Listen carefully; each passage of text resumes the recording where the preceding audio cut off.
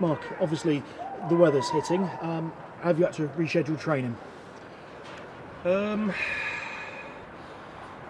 Basically, it's been making sure that the players are trying to get here and away safely, trying to get anywhere that's sort of not dangerous to train really, and just playing it day by day, which is all we can do. And presumably the start of the week was sort of better to get your work in earlier. Yeah, that's right. We gave the players a couple of days off. We knew the weather was going to be bad, and sometimes it's pointless, dragging them all the way in to not be able to train. So we've done a little bit of work, and we'll see what happens the weekend. Obviously, there's got to be some doubt over the game. Would you like it to be on? Because obviously, at the moment, you've got some momentum. Yeah, of course, we want to play whenever we can. We've got a settled sort of way of doing things at the minute, and we want to keep that going. Massive game against Crewe as well, in terms of both, sort of just above the drop zone in the table by a few points. So, I suppose it's an opportunity to steal a march on one of your rivals. It's an opportunity to keep the momentum going. It's an opportunity to keep the gap between us, the 6 or 7 point gap with a goal difference between ourselves and the two at the bottom. How much is this about having to prepare for just in case? Because people might expect the game to be off, but there's always that chance it might be on, and you don't want to be caught unawares. That's right. We've got to try and at some point you have to trust the players to maybe do their own bits and pieces. You look at the weather forecast for this afternoon and tomorrow. We're going to do well to be able to get anyone near Chippenham or Cirencester or Nailsworth tomorrow. So it's a case of just seeing what the weather brings, and like I say, playing it day by day, hour by hour. And I suppose it's not just can you get in, it's can you get home as well, isn't it, safely? That's right. We looked in depth at the weather forecast, and we've got the players in early today, and they've all gone away now back to their wherever they're going to before the big one hits this afternoon. What have you made of Crewe's form recently? Because they looked like they were dropping like stones, and then suddenly they picked up a couple of wins. I saw them play against Exeter last midweek, where they lost 2-1, and it was a pretty even game.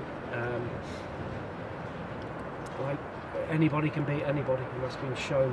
But to go to Lincoln and win 4-1 takes some doing. So they've got some good players. Like every team, they've got strengths and weaknesses. It's up to us to concentrate on what we do well.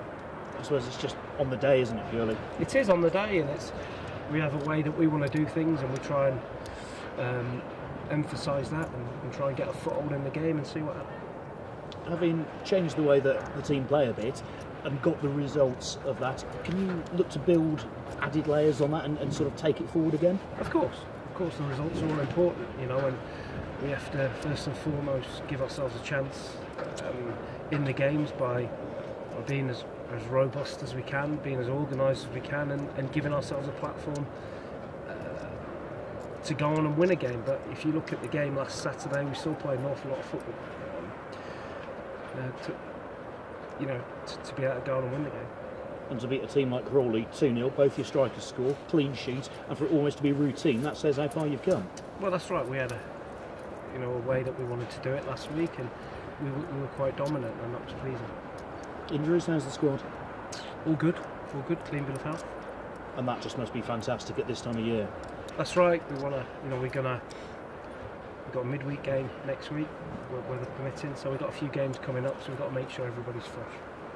And obviously that Newport game's a rescheduled match, in case we don't speak to you before then. Just thoughts on that, because obviously sort of the second time you'll have prepared to go down there. That's right. It's a difficult place to go at the best of times, and I'm sure it'll be cold on Tuesday night, and we have to stand up to that. We have to stand up to their threats. They've got a couple of long throws that they sling in from everywhere, and you have to defend it. But they've got some good players as well. And if Saturday's not on, can that actually just help you stay a bit fresher for the game on Tuesday? Possibly. But like you said earlier, it's on the day, isn't it? And we'll take it from there. Are you getting to the stage now where you've got the confidence to go anywhere and take on anyone and know that you're going to give them a game? I think we can. But like you say, it's important that we keep our standards. We do the basic things right. We compete and we fight for everything. and then you know you're 20 minutes into a game, you're still in it, then your confidence grows and you give yourself a chance to win it. Drissa Traoré, we thought he was going to go to France, and he's ended up on the Wirral.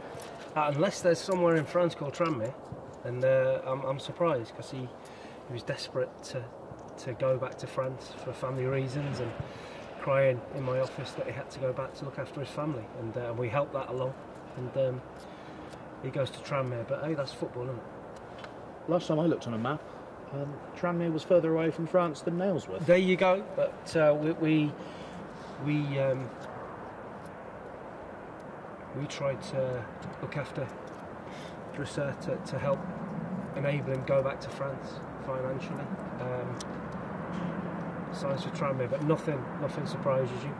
I get a lot of stick about players and the way I apparently treat them, but don't believe all you read. Is it annoying financially for the club?